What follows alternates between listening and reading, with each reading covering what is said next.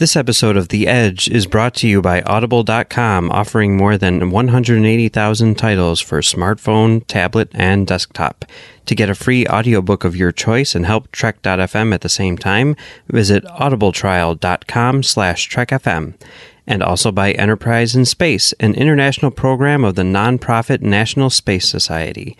Find out how you can help science and education and become a virtual crew member aboard the NSS Enterprise Orbiter by visiting enterpriseinspace.org. And if you want to join the conversation and share your thoughts on this episode, join the Babel Conference, our listeners group on Facebook. Just type BABEL into the Facebook search field. We look forward to seeing you there. You're listening to Trek FM. What have you done out there on the edge of Federation space?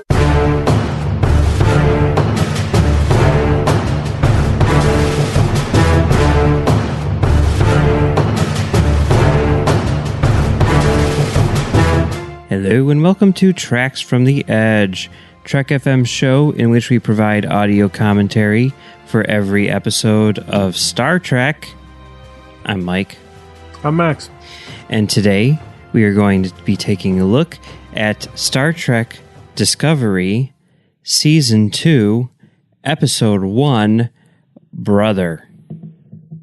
Yeah, how about that? Which I'm guessing is probably about Robert Picard, right? Because he's like the brother I guess. of Jean-Luc. That checks out. Okay. Checks out. All right. So, before we get into the episode... Or it could be Kirk's brother. Yeah. George? Is that his name? Yeah, whatever. You know, that episode with the flying pancakes? Yes, I remember that episode. Oh, man. Great episode. You know what? Actually, that episode came up at work today because I have like a Star Trek like day-by-day calendar. And because like all my coworkers were like passing around like their like We Rate Dogs calendar pictures and everything. And I was like, oh, here guys, I'll start passing along my Star Trek trivia calendar. And today's trivia was about how Vulcans have inner eyelids, which protect them from the rays of the whatever. Mm-hmm. And I handed it to my coworker. None of my coworkers, at least on this side of the office, watch Star Trek, and she's like, "Wow, that's really interesting." Who knew? And I'm like, well, yeah, it really came in handy because there was this one time where they like needed to use this like, you know, UV radiation or something. And like Spock needed to do the thing. And then like, you know, he was blinded and they were like really sad about that. But then like they forgot that he had inner eyelids and then like his sight came back because he was actually like fine. And like, as I was saying it, I was like, this is like the dumbest crap you could ever come up with, isn't it? Like, this is really making Star Trek sound like a train Hold on a second. I feel like you're talking smack about Operation Annihilate, which is a classic original series episode. I have a hard time dealing with the idea that you're being so negative. Because then what am I doing? You know, it is what it is. Up is down, black is white.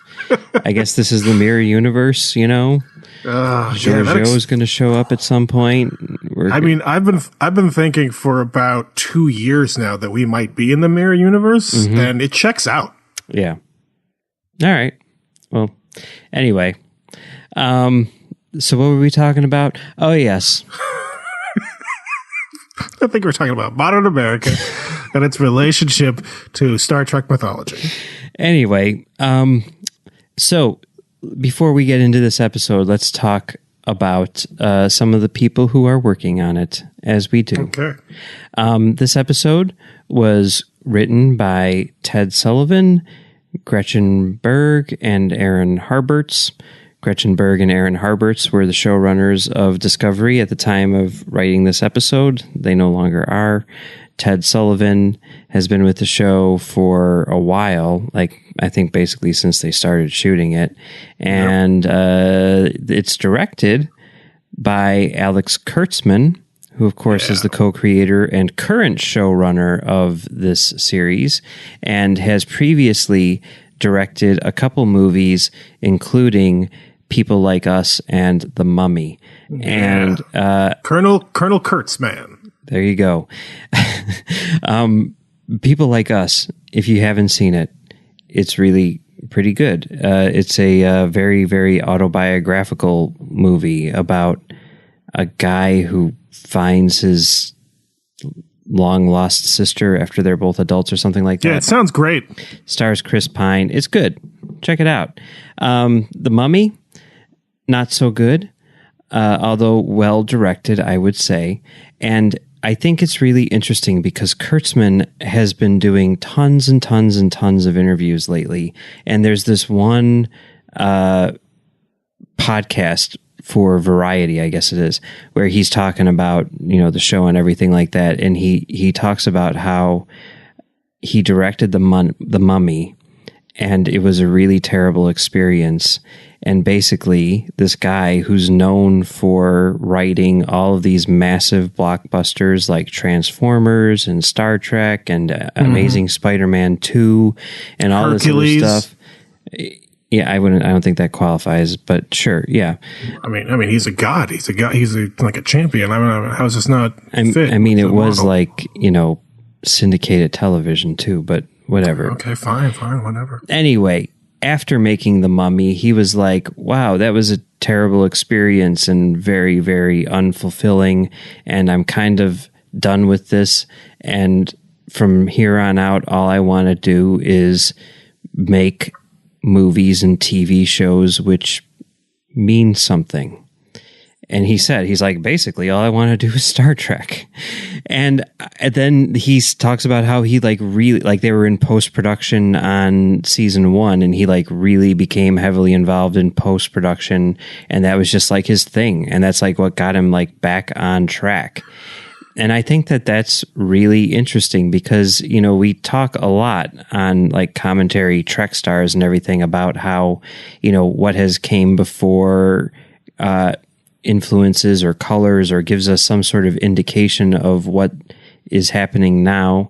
And here's a case of, how many times, every time you go online, it's Alex Kurtzman? Oh yeah, you should totally give him Star Trek because he did such a good job with Transformers, and you're letting the guy who directed The Mummy direct Star Trek? And, it's just the constant refrain.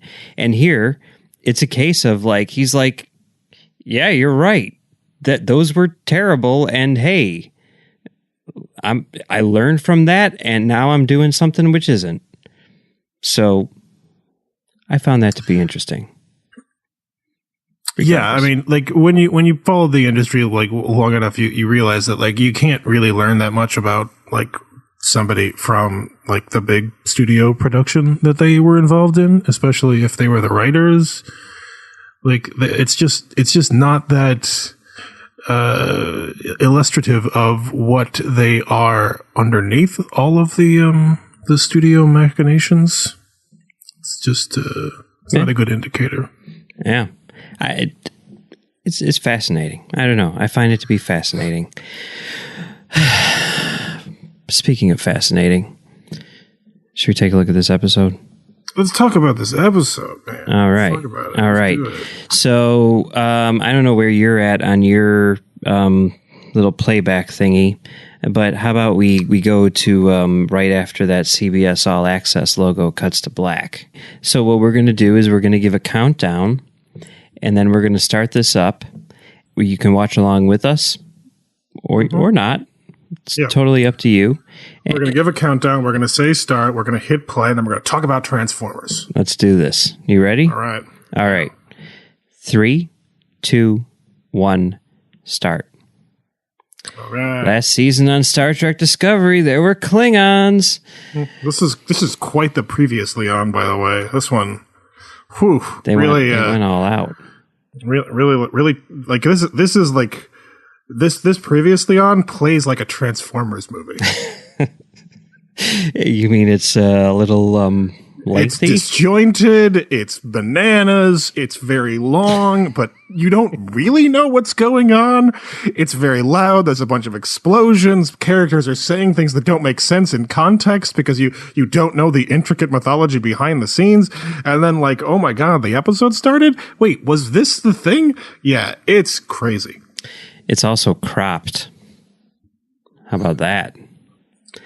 Oh my god. Yes. Can you believe it? They're in 235. 239? It's 239.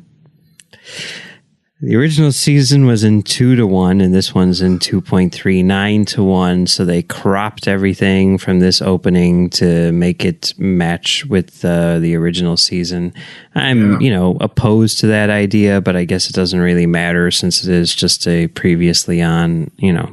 They can pretend that they were in a cooler aspect ratio last year, but Wait, are you saying that Star Trek Discovery is pretending that their history isn't quite what they make it seem like it was? Maybe. I don't know. So okay, so you're saying that they're nailing the theme so far, like right at the outset, right from like the shape of the rectangle, they are nailing their thing. Maybe. I don't know. So we're coming up on the end of this this previously on thing as the disco warps and discovers that there is another ship out there, and that ship is the USS Enterprise, NCC 1701, commanded by Captain Christopher Pike. Yeah, of the USS Enterprise. Yep, that's the ship that it is. There it is. There it is. And you got to hand it to them. They really nailed down the history here because the ship is like basically barely functional, so it needs to go back in for repairs. They really repaired that ship. Like they did a number on that guy. Like it is a whole different thing. So we're into the episode proper now, and now might be a good time to mention that Max and I have another podcast called Film Damage, where we take a look at film projection and oftentimes look at movies that feature film projection and talk about the inaccuracies in the presentation of film projection. And I bring that up because of this footage that they have to start off the season. And we should talk about all the ways that it's wrong. Chapter 1. I feel like we need like a prequel trilogy in order to go into this. Yeah. You know what? That would be a good crossover. Let's do that. Let's put a pin in that right now, and we can dedicate an entire episode of Film Damage to what's wrong with that black and white footage at the start of Season 2, Episode 1 of Star Trek Discovery. And if you want to hear all about it, head on over to filmdamagepod.com. Yeah, preview. There's no real such thing as true black and white. So, we just racked focus out of that footage with some beautiful anamorphic distortions. And here we are with this gorgeous 2.39-1 frame shot with anamorphic lenses to give it a very cool, cinematic, gorgeous look. Oh yeah, it's very cinematic. It's all movie-ish. I mean, aside from the use of anamorphic lenses and the widescreen frame and everything like that, they talked about like one of these things that Kurtzman keeps on talking about is like we really wanted to make it more cinematic. We wanted to make it feel like a movie every single week. And I mean, who knows what they're going to be doing every single week? But this week, holy crap! I mean, there's stuff in here where I'm just like. This is right up there with, the JJ verse in terms of like scale, Oh yeah, we're going to get into that. Okay. Yeah. All right, we're going to get into that. And I guess that's one of the things, one of the rumors at some point was that, one of the reasons for the firing of Berg and Harberts was that they were over budget, especially on the pilot. And I can see that happening. You don't say. But boy... do you see the money up on the screen?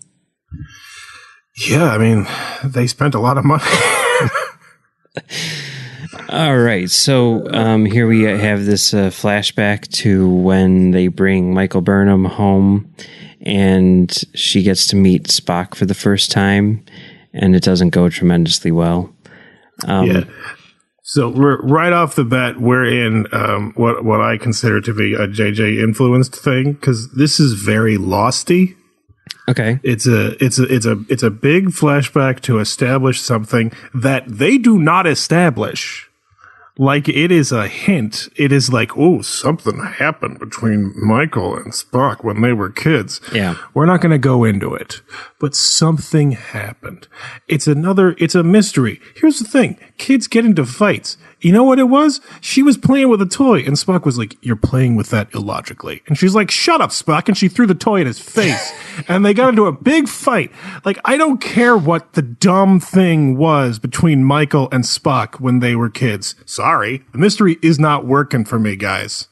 I mean, that does speak to sort of like the larger problem, which is, they created this backstory, and people were like, that doesn't make any sense because we would have heard about her. Mm-hmm. And then, I mean, one of the things that Kurtzman was saying was like, we need to explain it. And it's like, you don't. I mean, the example that I keep on using is like, I've worked with people for years. I mean, there's one guy at work, like my second in command, who I've worked with for probably like a decade. And I honestly could not tell you if he has any siblings. I just don't know. And it's not like we don't talk to each other or anything. I text him all the time. And yet I have absolutely no idea what's going on in his personal life. And it's not weird. That's just the way it is. I mean, I get that. Like, I understand that. I also think that there is a counter argument, which is that we haven't just seen his professional life. We've seen him talking to his dad and his mom. We've seen him meet his stepbrother or half brother. I don't even remember. I was thinking it was half brother. Yeah. It doesn't matter. But like, we've seen a lot of like family stuff. And you'd think that at some point that like Sarek would be like, my firstborn son or my youngest child. I don't think so. Because we've only seen selective things, not to mention, look, I'm not saying that it's nonsense. I'm not saying it's crazy. I'm just saying that there is an argument for the other side, and it is somewhat improbable that it would not have come up. Okay, I'm just saying, like, when I went to your wedding, like, I met your uncle, and everyone kept on talking about how, he was such a huge influence on your life. And as soon as I met him, I was like, oh yeah, I can totally see that 100%. And yet I think you probably mentioned your uncle like twice to me over the span of like 15 years. Mm-hmm. This is all I'm saying. Okay. Yeah. I understand. Anyway, we're into the opening title sequence, which is cropped a bit, but some of the names on here that I figured to just mention because, it's our thing. Well, Jason Isaacs and Shazad Latif are gone, and they are replaced by Wilson Cruz and Anson Mount as series regulars. Wilson Cruz, but he's dead. How is that going to work? Who knows, man? And then as far as some of these new writers are concerned, Alan McElroy, he's the guy who created the Spawn cartoon. Very cool. Andrew Colville, he was a writer on a few things, including Mad Men. He wrote the High-Lie episode of Mad Men. Jenny Lamette, who we've talked about, she wrote Rachel Getting Married and also The Mummy. Wait, hold on a second. There's a High-Lie episode of Mad Men? Oh yeah, you're the weird person who hasn't seen Mad Men. Yes, there is. And then I've seen the first season, and okay. I did not know there was a High-Lie episode. Yeah. I gotta watch this show. Yeah, there's a whole thing where there's some guy who's like, High-Lie, this is the next NFL. We need to promote this. And I get it. Then High-Lie is awesome. Yeah. Well, it turns out he was wrong. And then Vaughn Wilmot, who is a writer who's done a lot of things, including Sons of Anarchy. So there you go. The new writing staff of Star Trek Discovery. Oh, man, if only there was a High-Lie episodes of Sons of Anarchy. That would be awesome. Maybe in the spinoff. So anyway, okay, here we are. We're about to meet Captain Pike and a few other people from the good old USS Enterprise. Yeah, he's coming over from the Enterprise. Who's taking over? I don't remember. Doesn't matter. Number 1. Okay. Look at this shot. This is a great shot. Oh my God. I don't know why they're beaming in separately. And then you cut to this shot with the close-up of the dude's ear, which is a human ear, and then they rack focus. I mean, there's a lot of really, really, really good visual storytelling in this thing. So anyone who's like, Alex Kurtzman, he's a crap director, I disagree with that statement. I don't know who these people are. It's a lot of people. A lot of people. I didn't know that. Yeah, they're on the internet. You should know check it out sometime. The internet is a nightmare. Just go to www.internet.com. I'll Google it later. Okay. Yeah, there's a lot going on here with the Spock, he's the science officer. Everyone knows that. He's not there. What's up with Spock? I mean, I don't care. Well, luckily there's a lot of other stuff that's un-Spock related that is going on in this episode, which works. Like, hey, Captain Pike, here's the thing. I don't see any real characteristics of Captain Pike as we've seen him in either the original series or the JJ Verse movies, and yet I don't care, because I think that this characterization of this person whose name is Captain Pike is awesome, and I want to hang out with him on the weekends. His name is Captain Pike? Yes, Captain. His middle name is Christopher, and his last name is Pike. I want to play High-Ally with him. I want to try on his cool yellow uniform. And yeah, you know who he reminds me of? Like, just in terms of the characterization, right? I mean, Captain Kirk? No. Tony Stark. Like, I'm not saying like he has all the baggage of Tony Stark. I'm saying like, you know, hey, you meet Tony Stark at a party and you're talking to this guy. Like, that's what he's seen. I have a feeling that as far as his likability is concerned, they based it on the likability aspects, the likable aspects of Tony Stark. I really strongly feel that. Okay. Oh, and here we go. 53 years of Star Trek, I feel like, has all been leading up to this moment with Linus and his cold on the turbolift. Linus is, I mean, as of that scene, 100% absolute, no doubt, my favorite character in Star Trek history. Because let me explain this to you. Okay, here we go. He's a weird-looking, crazy alien guy. Yeah, I agree. He is. And he's got a cold. That checks out. And his name is Linus. Yeah. Tell me that's not the are we done? cutest thing ever. Look at him trying not to sneeze. He's trying so hard not to sneeze, and I just want to give him a hug. Although I know it would make me sick. You know? Why would it make you sick? He's a weird, freaky alien. Why would you be susceptible to the same infections that he would be susceptible to? They say it's been going around. I don't know. Well, I mean, I assume from like people who are susceptible to the same bacterial infections or viral infections, I suppose. I mean, it seems very unlikely that it would go from various species like across the board. That's just bananas. All the more reason to give him a hug then. You know, and here we have Tilly, you know, in awe of Captain Pike, and the scene is funny. And here's the thing, right? And I mean, you know, this is what everyone's been saying, and I totally agree. Like, this episode is a lot more "quote unquote" fun than anything that we saw in season 1. It's certainly a lighter tone. and Pike is totally flirting with Tilly, right? I mean, I don't think so. He's laying on that. He's laying it down. Maybe they're taking that from Kirk. I mean, that could be right, because he certainly did that with his crew members. But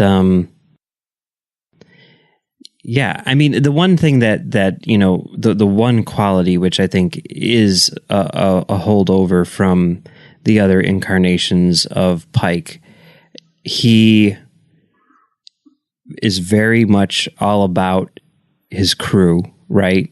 And making sure that they're good to go and everything. And he's also someone who is like a mentor, who wants people who are maybe trying to rise through the ranks and better themselves. He wants them to succeed, and he's providing them with the opportunity to do so. Yeah, he's a great captain. I get it. Like that's the character that you're describing. You're saying that the character of Captain Pike. Well, I'm just saying that you see him do that, like you see him do that stuff. Like this guy, the guy you're talking about is a good captain character. Yeah. Yeah. And aside from being a good captain, he's flirty. Okay. Picard wasn't flirty. That's the real difference. Well, Picard, between and Picard, but he's a fun guy. He's a fun guy who, seems like he'd be fun to hang out with.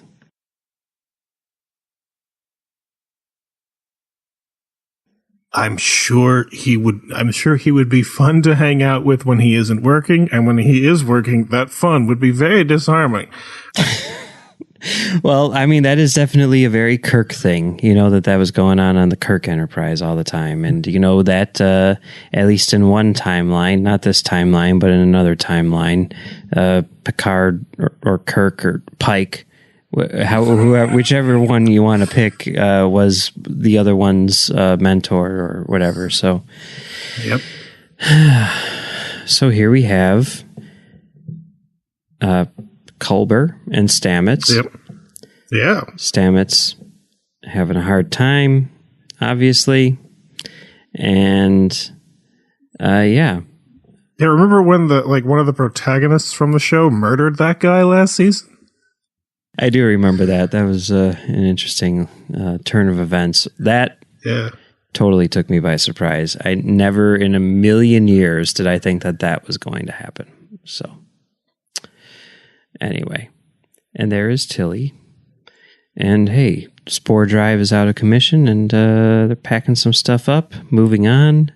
Things are different. Yeah, no more Spore Drive. Oh no, they're gonna be driving some spores later. Never mind. But for now, no more Spore Drive. Continuity, man. It's just. Ugh. And this is the thing. I don't know. This is a weird thing here. There was a season finale of the 4400, which ended with one of the main characters. Okay, here we go. 4400. Let's get into it. One of the main characters left and moved to London or something like that, and that's how the season ended. And I remember thinking this show has had some turnover, and I could legit see that character not coming back for the next season. Mm-hmm. And then I listened to the audio commentary by Star Trek's own Ira Stephen Bear, and he's like, she's going to London, never to return again.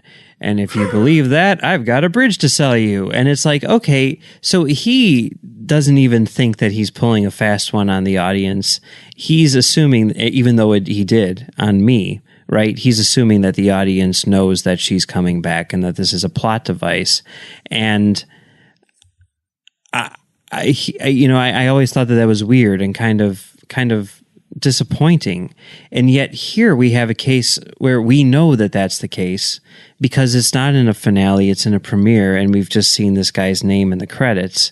So even though here he is talking about how he's leaving, and I mean, even by the end of the episode, there's hints that he's not, I still have trouble with scenes like this because I know I'm ahead of him in his thought process. I know that he's not leaving.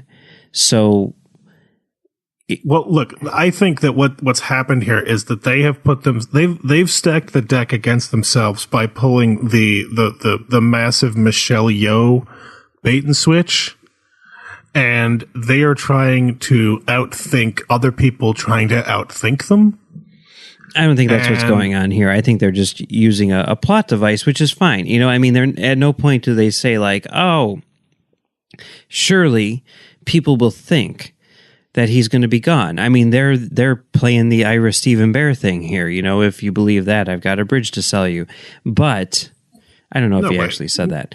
But no one is believing that he's going. Everyone knows it's a plot device. But also, everyone also knows that they've done this before where a character just straight up vanished because they died. And they didn't come back until much, much later. But that's not what's going on here. It's just, it's not... It's nothing where it's like, oh, that's, you know, poor storytelling or anything like that. It's just one of those weird things where, I mean, it's the fact that we have a Spider-Man trailer for a movie which is going to come out and take place after Avengers. Yes. Okay. That's what it is. Anyway, some nice photography here, you know, lens flares, watch out. They'll get you. But again, with the anamorphic lenses and everything, it's pretty cool. And hey, this is a really cool thing, a really cool, weird thing, which you don't see ever, where she's lit with this candlelight. I'm talking about like in her quarters. She's lit with this candlelight. Everything is like orangey. And then she blows out the candles and they disappear. And then the lighting in the room goes from extremely warm to extremely cold in like a single shot. I mean, that obviously was done like through like color grading and stuff like that.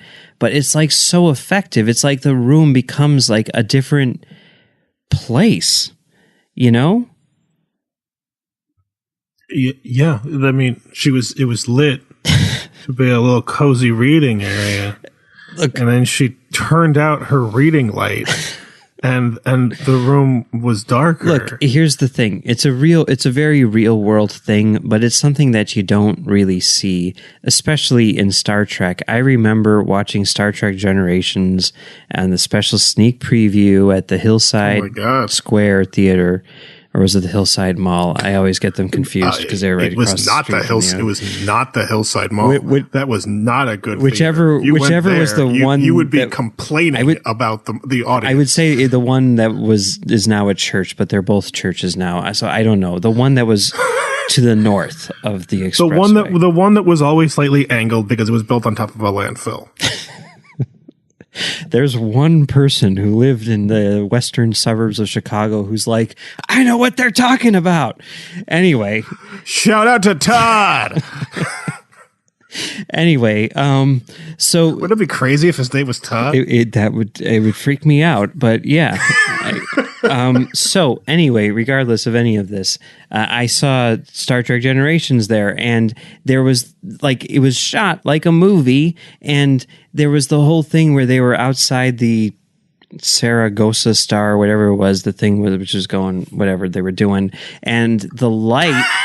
You remember Generations and how memorable that movie was. Yeah, you know, with the thing with the light outside the window and the light shining in to Picard's like ready room, and it's like all orange and like it's. And I remember thinking like, boy, the lighting in here looks different. These are the same sets, but I know they're trying to make it look cinematic, but it no longer looks like the Enterprise, and that's just because it was always lit the same. And, you know, sometimes you want to have some candlelight. Hey, man, there's no question that they are definitely trying to make this more, like make every scene stand out on its own, make it its own thing, make it like an exploration and not Like, they're not playing each scene like it's just the words on the page. They're trying to bring everything to life in some real way. I mean, they're really putting a lot of effort into it, and you can tell because, I mean, like, it costs a lot of money to put that much effort into it. You can't, like, bang out a bunch of pages in a day. You got to put a time in. And they're putting the time in. And that's, I mean, it's commendable, but it's also why we have like a half the length of a season. So. Yeah, but that, I'm okay with that. Brevity is the soul of wit, I agree. I mean, besides that, I mean, this is peak TV. We got plenty to watch. I mean, we got like 7 new Star Trek series coming, so I'm not worried. Yeah, I mean, True Detective Season 3 just started up this week, too. I haven't even had a chance to watch it. And it already ended, because it's 2 episodes long. So there you go. Oh, speaking of cool things, the little thing with the door closes and then the door opens and then it's another scene like that. I mean, okay, done a billion times before. That actually bugged me. So cool. So cool. Oh, that bugged me. Loved it. That to me called way too much attention to it. And I was just like, wait, the lighting, was it the lighting of the bridge or was it the lighting of her room? Which one was I don't know. The one that they do later on bugs me a little bit because it was clearly in front of a green screen and they could have done it for real. But hey, you notice how when they're going around and he's like, no ranks because they don't matter. And then the robot lady is like Lieutenant Commander Aria or whatever her name is. Like, what's up with that? She can't follow directions. She can't follow She's commands. a robot. She's a robot lady. What are you going to do? She's like, I mean, it's kind of weird that like they've already got a C-3PO character named Saru, but like, you gotta, give an indication that there's some sort of significance to having a robot face. One of the things which is kind of cool about this, and I kind of think this is Ted Sullivan's influence on this episode because he did it in one of the other episodes that he wrote last season, and I think he's talked about it too.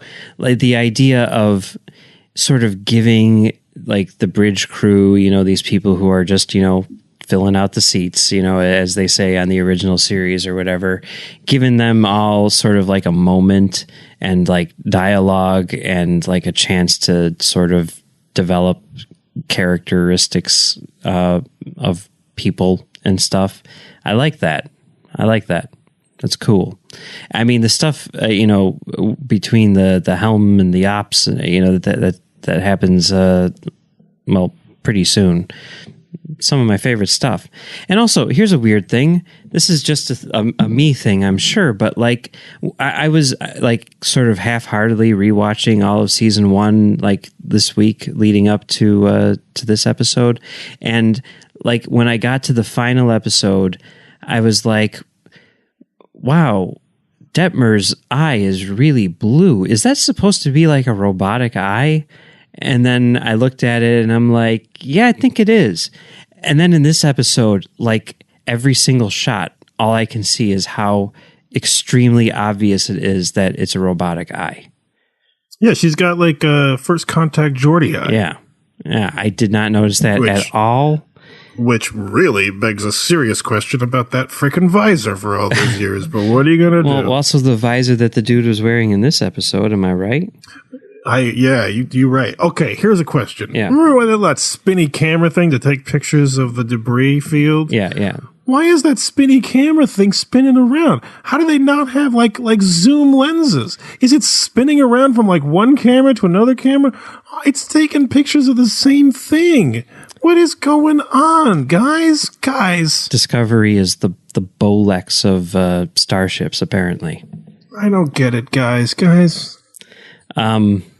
Get it together. But like that thing where, she's like, we could do this. And he's like, I like that idea. Do it. Or something. Like the way that he said that line and whatever that line was that he said, that was like peak Tony Stark. I don't remember what it was. I don't remember how it was.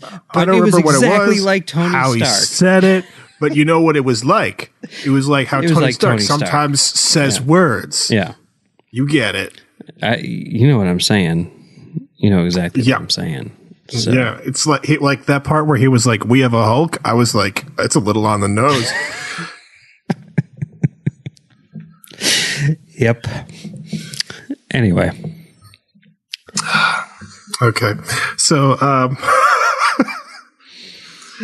we're coming up on we're at the part where like they're like, oh, like the thing is flying towards a pulsar. We've got 5 hours before it gets destroyed by a pulsar.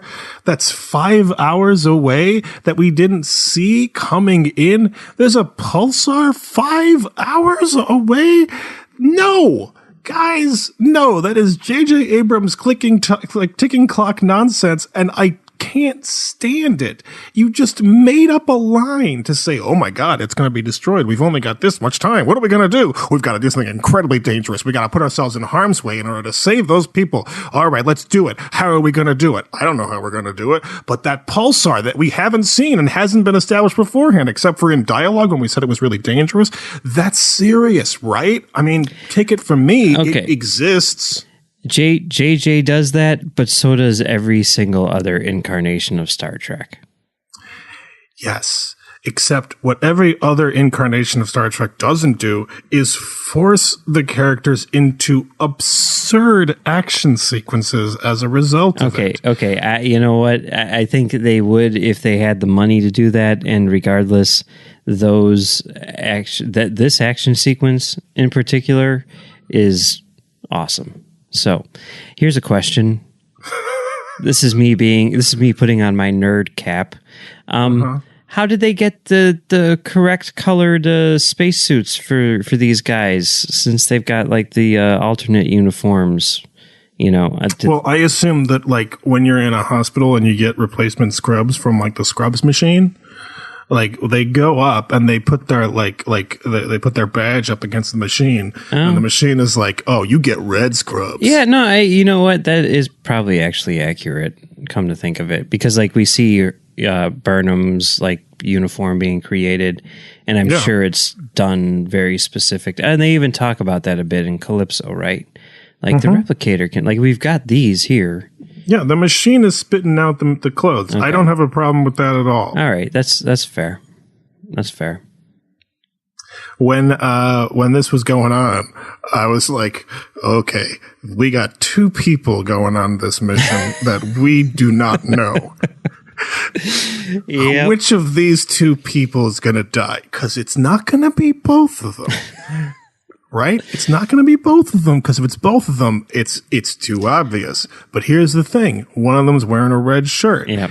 Are they going to lean into the trope and kill off the one in the red shirt? I'm thinking no. I'm thinking they're going to change it up so that when people are like, hey, you didn't kill the person in the red shirt, they'd be like, yeah, we knew that'd be too obvious.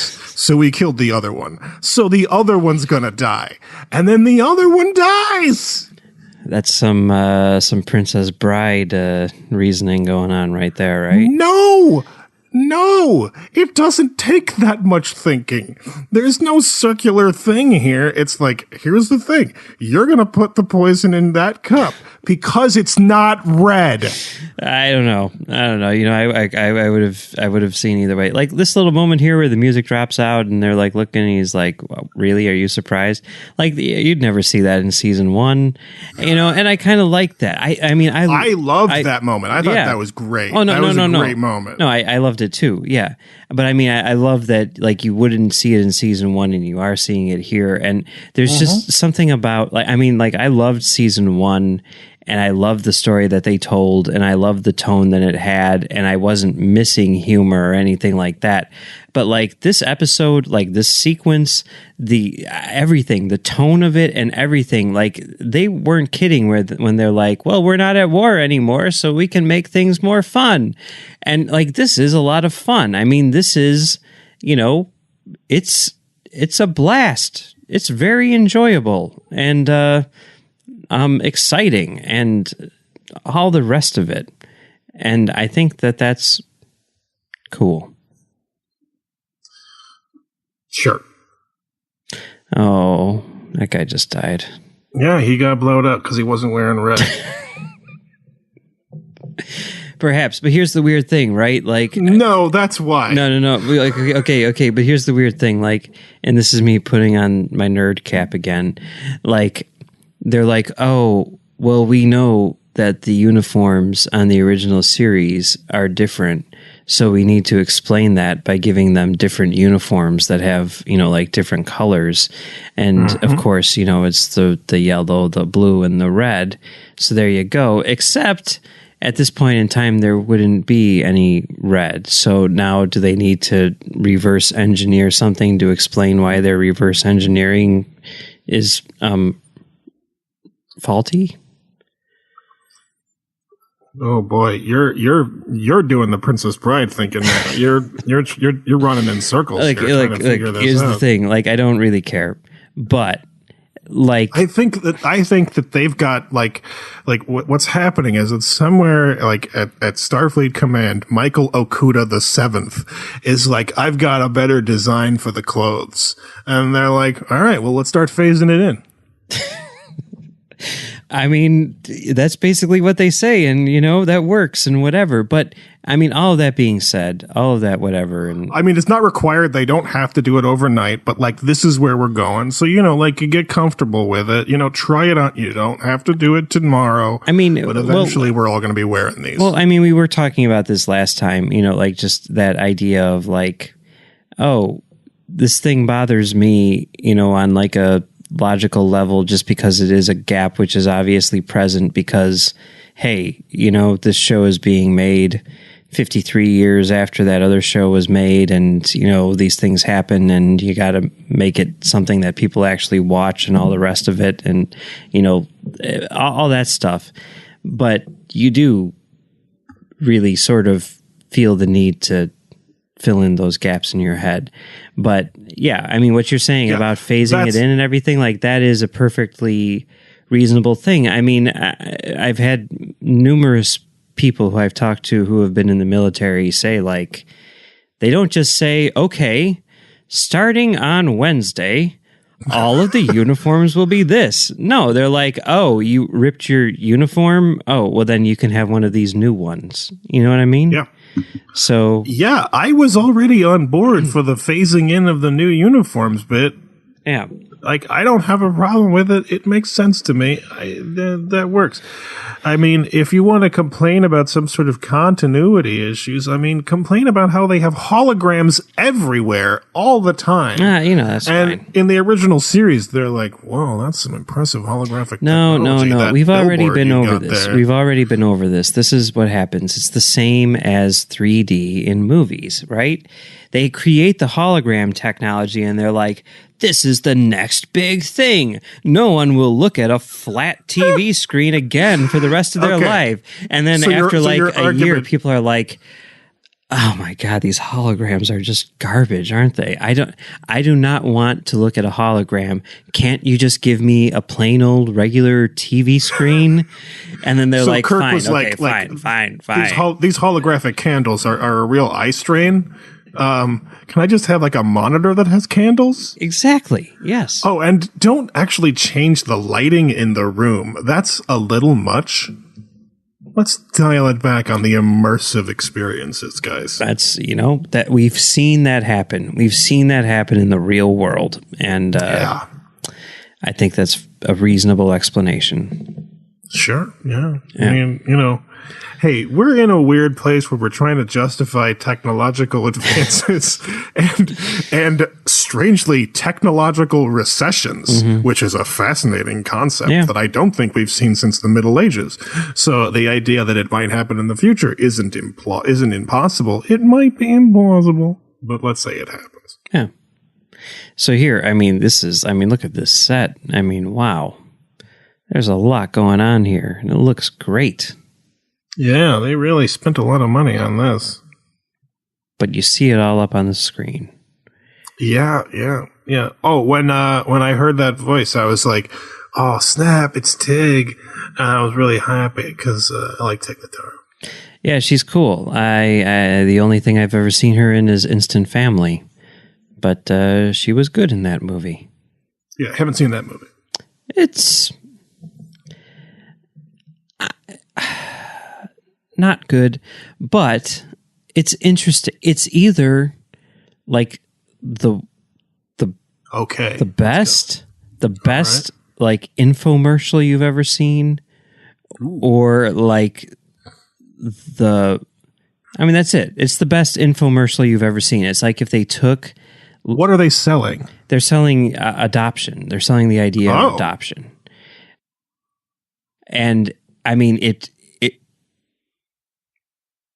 like a regular movie, like a regular, Rose Byrne, Mark Wahlberg comedy. But like the dialogue is like, did you know that 1 in 12, whatever, you know what I'm saying? Like, it's just like peppered with like. It stars Rose Byrne and Mark Wahlberg? Yeah. Oh, I can't stand Rose Byrne. That's ridiculous. That's a joke because out of those two, nobody has a problem with Rose Byrne. It was a weird joke, but okay. Anyway, Tig Notaro's in that too, and yeah. Yeah, she's also got a show. I know. She's all over the place. She's a stand-up comic. She's a great stand-up comic. Apparently, the reason why she's in this is because back when both she and Alex Kurtzman were trying to break into the industry, they were receptionists at the same production company or something like that, and they became friends. And then they, went their own separate ways and became successful. And then they were like, hey, we should do some Star Trek together. Unrelated note, I love those goggles. Yeah, they're pretty funny. Funny? I just think they're rad. I want those goggles. Okay. I legitimately want to wear those goggles. I think they look awesome. All right, that's fine. You'll be like one of those guys who are walking around with like Google Glass at like,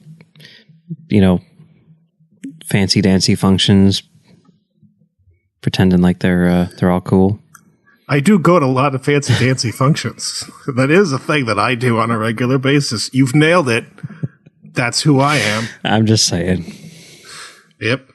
I'll go to the former projectionist's ball wearing those crazy goggles. And I just went to something very similar to that. It was a very weird experience, but whatever. Anyway.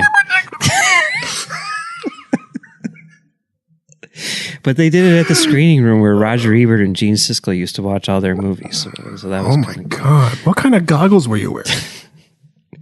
Oakley's. I was wearing the Tron Legacy 3D Oakley's. Anyway. Okay, the goggles Tig was wearing, not as dorky as that. Well, you know what? What's your comeback? Sometimes you just got to watch something in 3D. Oh, it's a weak comeback. That was. Anyway. Okay. So yeah, one of the things which is kind of cool right here, everyone's like, oh, disco. They call it the disco. So then what's the abbreviation for the Enterprise? The ENTI? And like here, you see, like the Hiawatha, what's the abbreviation? It's HIA, That's just what it is. Enterprise would be ENT. No. DS9, it would be DS9, No, you got to pick the best part of it. Enterprise is prize. Oh, that is good. You're right. They should do that. You're right. I know. I've said it. Now, if they don't do that, I'm going to be very upset. Yes, rightfully so. It would be fundamentally, let's be honest, it's a real deal breaker. Yeah. Like, it's like no more, we're not watching anymore. Like, if they don't. Like, I was thinking, like, if they come out with like shirts that say ENT, like, I would totally buy one of those at, Vegas. Which we all need to try to convince Max to go to Vegas this year, guys. I'm just saying. Okay. The person to convince is my wife, by the way. Start tweeting now. But yeah, now, I mean, if they don't say prize, I mean, I'm not going to buy one of those shirts. Are you kidding me? Why would I do that? I completely agree. Why would I do that? That is the only way to go. I'll still buy one of the shirts. Who am I kidding? Okay. It's going to happen. All right, right. See, this is why boycotts don't work. Because we gotta deal with people who are too weak. They're like, nah, I really like the sandwiches. I mean, that pickle, it's amazing. You get it. I get it. We're on the same page. I get it. So, okay. So here we are. We are trying to evacuate this thing. Yeah. The evacuation went a lot smoother than it really seems like it should have. I mean, like, they had the transporter and everything, but like, how did they beam them up afterwards? Like, they just beamed up Pike and Michael like it was no big. Well, I mean, didn't they say like the things were there as like backups or something like that? But they were in the transporter area. They weren't out in like the random landing area. And also, she was like zooming through that tube, that like ET tube. Like there was a laser decapitation thing. She just maybe she turned it off. I hope so. Otherwise, this whole show from here on out is a Jacob's Ladder thing. It's like it's all different now. I never saw that movie, so it's already been spoiled for you by another Ira Stephen Bear show, by the way. Yeah, probably. So this means like Tig Notaro is aboard Discovery now, right? Like we can see her again. Like she'll be back. I hope so. She seems like a pretty cool engineer. I mean, she used a bunch of machine parts to keep a bunch of freaky aliens alive. That's pretty cool. Yeah, she's pretty good. Yeah.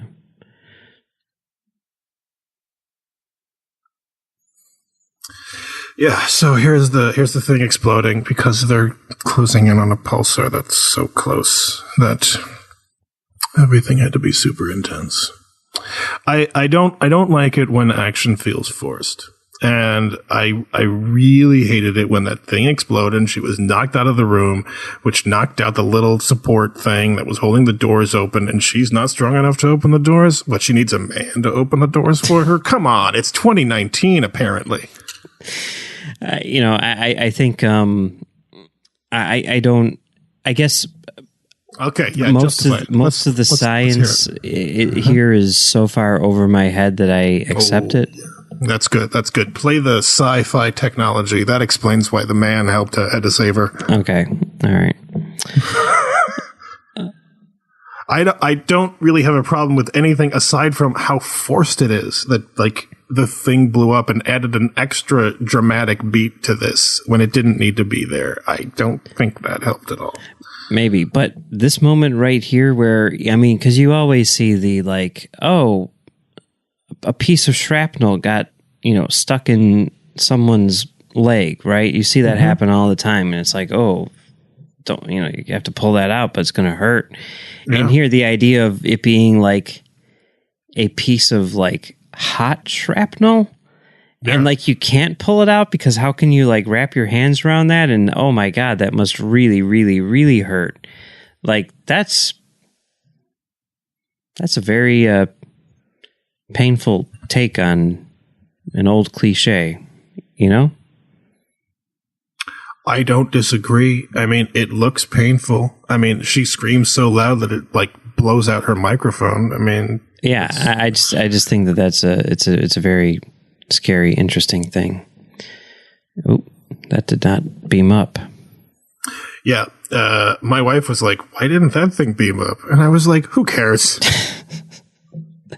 I think it's going to become important. Apparently it is very important. But I have been watching so much Star Trek over the years that when a thing doesn't happen the way it's expected, I just go, it doesn't matter.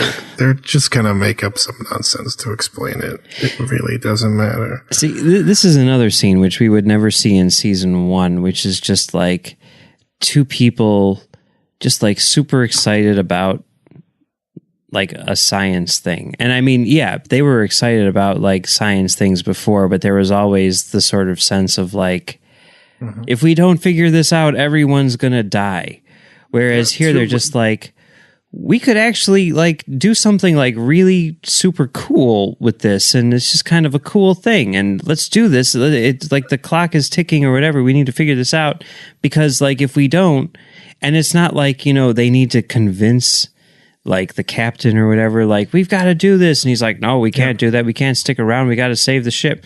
It's just like, yeah, you're right. We got to do this because like it is like a really cool scientific breakthrough, right? Yeah. I mean, like I have mixed feelings about it because on the one hand, it is two women having a conversation that's not about a man. Yeah. So they just passed that test. Yep. Unfortunately, they're saying a bunch of sci-fi nonsense that doesn't work. But they're explaining their thing, right? I mean, what the idea behind it, that this is gonna be like an alternative energy source and everything. Oh, look how cool this thing is, and the little camera shake.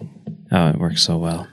I mean, I've got like a little After Effects thing in my head. It's just like, all right, a little post-production shake, and they just. You know what? It's like one of those things. It's like one of those things where it's just like, hey, this is a really simple thing that we can do, and like everyone can do this, and but you do it, and it adds so much added. I mean, they talk about that. Like you hear effects people talk about that all the time. Like you've got that camera shake thing, and it's become a cliche like in the effects community, and they're like, just stop doing it, just stop it. It's forced. Most of the time it doesn't make sense. Like every time like a ship flies by, the camera shakes.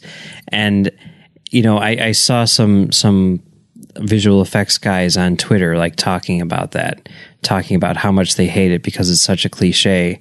And how it's like it costs a lot, for what. And my whole thing is like, as someone who knows nothing about visual effects and as someone who is like, I guess, easily impressed by them or whatever, like that camera shake, every time I see it, I'm like, wow, look at how realistic it is. You know what I mean? There's just something about that it really works. I understand, and I have the opposite. Like, I'm like, oh, that doesn't really make sense. And then I'm like, oh, no, wait. Space glass. Well, because the glass is translating the energy into vibration so that the energy can literally be heard, then presumably that space glass must also be on the camera lenses. Oh snap! I didn't even think about it. Now. I didn't even think about it happening in space as being like a weird thing. But I mean, the place where I was trying to think like, where's the first time I've seen that happen? And I'm fairly certain it was Minority Report, like the beginning, which takes place on Earth. So there you go.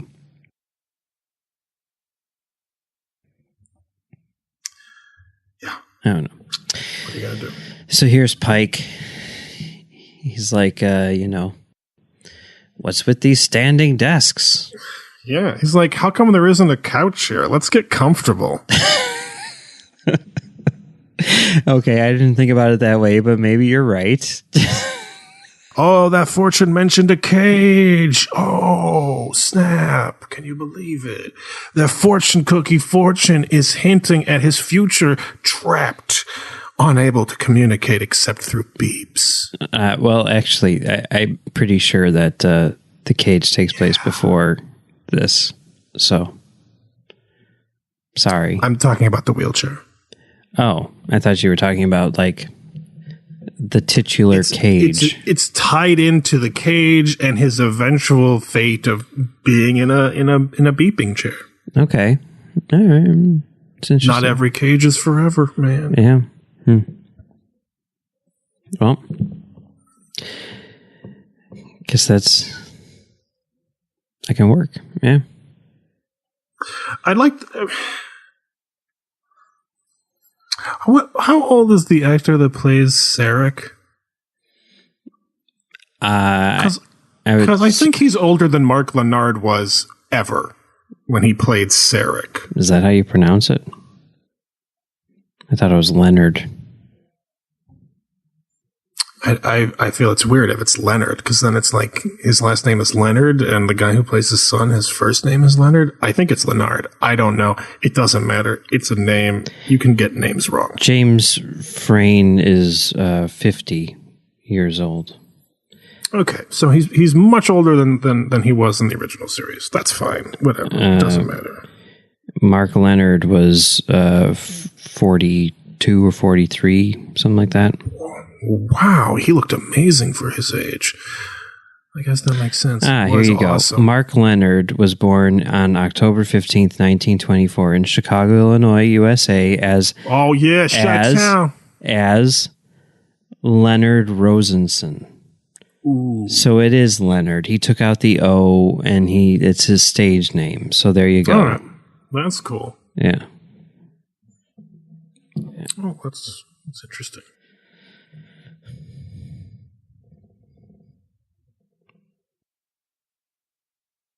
Yeah. So here we are with the. I'm fuzzy on this. He's following up on like these signals, right? He finds one, and he's like, "My mission is over." What? No, see, he's doing the thing. He's doing the Pike thing. He's like, "My mission is the signals. It's not this rock." So, since I've completed the signal thing, and that's over with, I'm going to let you handle the rock.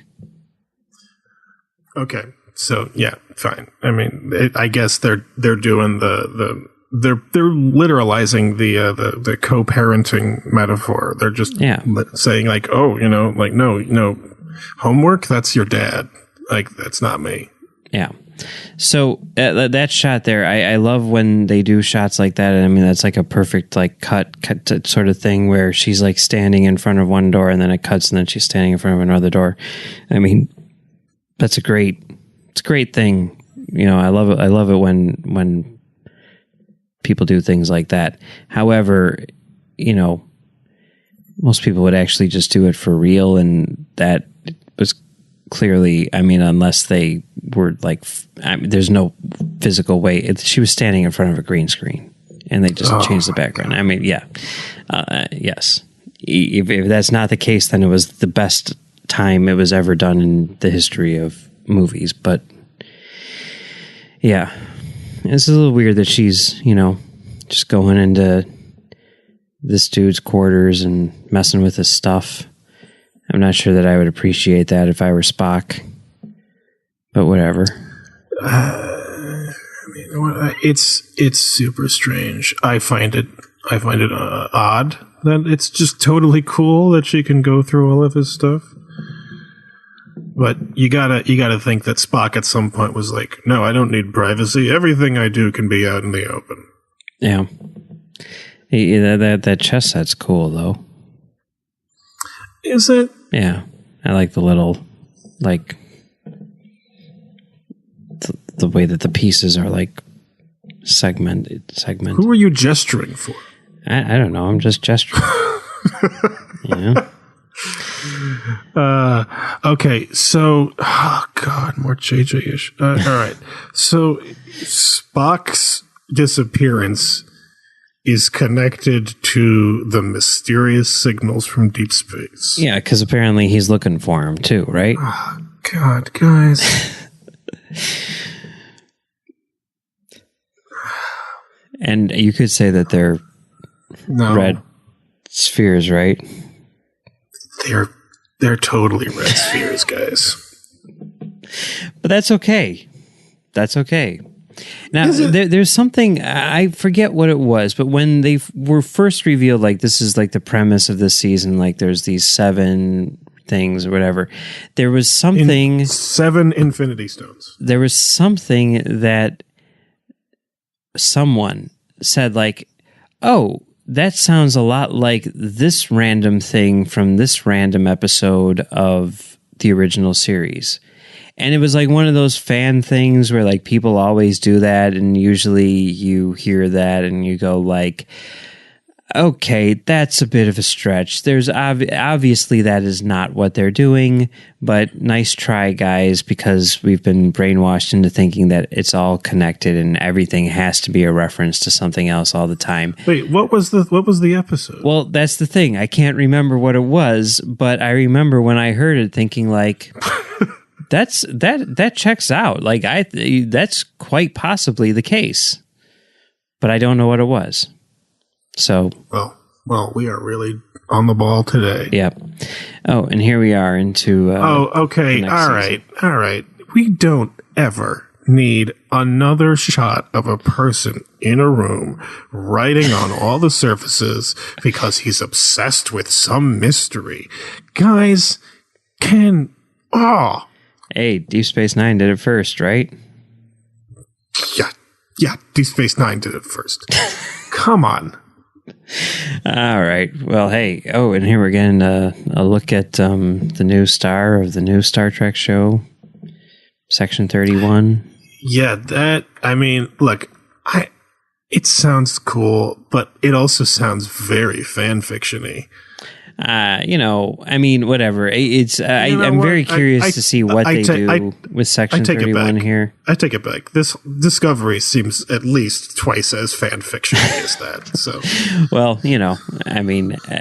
what was Pike doing right before? There's a lot of people who right after. There's a lot of people who are like, hey, let Star Trek go its own way. Let Discovery go its own way, What if Spock had a sister that he never brought up before? What was her deal? What was she up to? But, I'm okay with it. Whatever. You have this huge history of Star Trek and, cool. Goes back at least 748 episodes. So this is episode 749. Next week is episode 750.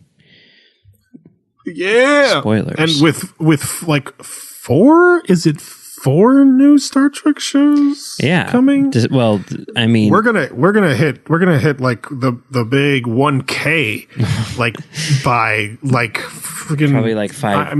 I would say 6 years from now. I would say maybe next Wednesday. Like they're really gunning this engine hard. They're going for it. Yeah. And I'm okay with that. Yeah, let's do it. Let's bring it on. Come on. Let's get as much. Let's bring it on. All or nothing. In it to win it. I've never seen any of the sequels, but I did go to see the original Bring It On the big screen on Wednesday. It was a girls' night out event at the Addison Theater, and I was the only person there. Yeah, it, Peyton Reed. This guy's looking out for you. Yeah. And he's been talking you up for way longer than is reasonable. It is certainly true, and it's well-deserved, and sorry to disappoint everyone, but the DCP, which is out there, is the same crappy 19-year-old transfer that was used for the DVD back in the day. Oh, that's a disappointing DCP. Yeah. Anyway, none of this has anything to do with Star Trek Discovery, aside from the fact that much like Bring It On, Season 2, Episode 1 of Star Trek Discovery was awesome. Yeah, and much like Bring It On, it contains a moment where you are either on board or not. Well, you know what? Whether you're on board or not, it doesn't matter because this is not a democracy. It's a cheerocracy. And Alex Kurtzman is the cheer-tater. He is a cheer-tater. He's a cheer-tater. That's for sure. And I'm okay with that. So let's move on, shall we? All right. Let's do it. Be sure to check out our Discovery coverage throughout the week. We have Live from the Edge with Bruce and Brandy. We've got Postcards from the Edge with Amy. We've got Notes from the Edge with Chris. And then we've got our main Edge show with Patrick. And then, of course, there's Tracks from the Edge with us. You know what? This is something which I just noticed while recording this commentary. Like, the first season of Discovery was very sort of, pensive and,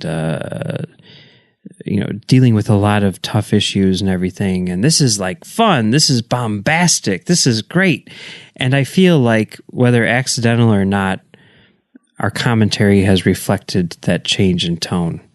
I think that is more a product of like season 1. We're watching this crazy new thing, like Star Trek on a streaming service that's like free to swear and have violence, and like it's going to be as adult as it can be. It's a whole new world. Is this a good idea? So we were all kind of like, I'm not sure if I like this. And I know for me, I spent a good portion of it going like, don't ruin it. Don't ruin it. Just, you don't have to nail it. You don't have to hit a home run. You just have to get the ball into the net. I don't know sports. The point is that I was so nervous that it wouldn't fall apart that I was having a hard time actually enjoying it. Okay. But now you can sit back, relax. Now there's a Picard show. This show can go to hell. I don't care. This show is It's fine. all good. Yeah, whatever. It does not It's all matter good. to me. In the grand scheme of things, I'm like, whatever, man. Do your thing. Get your disco on. I am in it for Picard show. And I want that to be the name, guys. Call it Picard show. All right. Well, that's cool and everything. And yeah, let's do that then. I don't know what's going on anymore. It doesn't matter. All of the shows that we just talked about, you'll find them in the main feed for The Edge or in the Trek FM master feed. We'd love to hear your thoughts on Discovery, and the best place to do that is in the Babel Conference, which is our listeners group on Facebook, where Amy Nelson will collect your feedback for postcards from The Edge. You can also find us on Twitter at Trek FM or send us an email using the contact form on our website at trekfm/contact. Choose to send to a show and choose The Edge. So, Max, where can people find you when you're not on the network? I'm on Twitter. I'm Max Hegel on Twitter. Yeah, and you can find us on filmdamagepod.com doing a show called Film Damage. You can also find me on Twitter at Mumbles3K. Oh, and I'm doing a new show on thenerdparty.com called Retro Perspective, where John Mills and I take a look at all of the movies which were released this week, 25 years ago. We'd like to thank our associate producers, Norman C. Lau, Tony Robinson, Thomas Puleo, Lisa Slack, Shoaib Mirza, Richard Rutledge, James Muldrow, Cornelia Reutner, Ryan Malett, and Brian Maloche. Brian, I'm sorry we missed you last week. I didn't know. But now we know, and we really appreciate your support, as well as all of our other associate producers, of course.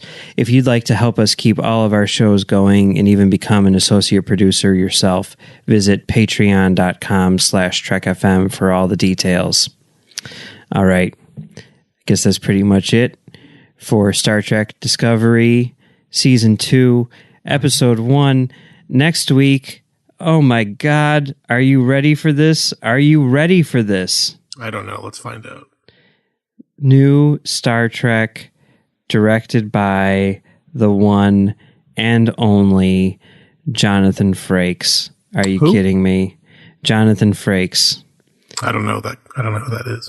He's done a lot of stuff. He was on an episode of Wings. He Librarians, right? Librarians. Yeah, he was one of like the one of the directors on Librarians. That guy's good. Oh, Clock Stoppers. He did Clock Stoppers and he did the Thunderbirds movie. Oh, I never saw that. That sounds rad. I got to check that out. It's fine. Okay, there we go.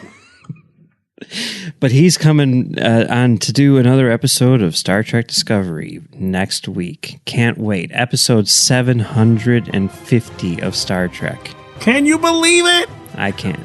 We made it this far. We weren't alive the whole time. I don't know why I said we. So that's it for this week. Until next week, be sure to stay on the edge of your seat.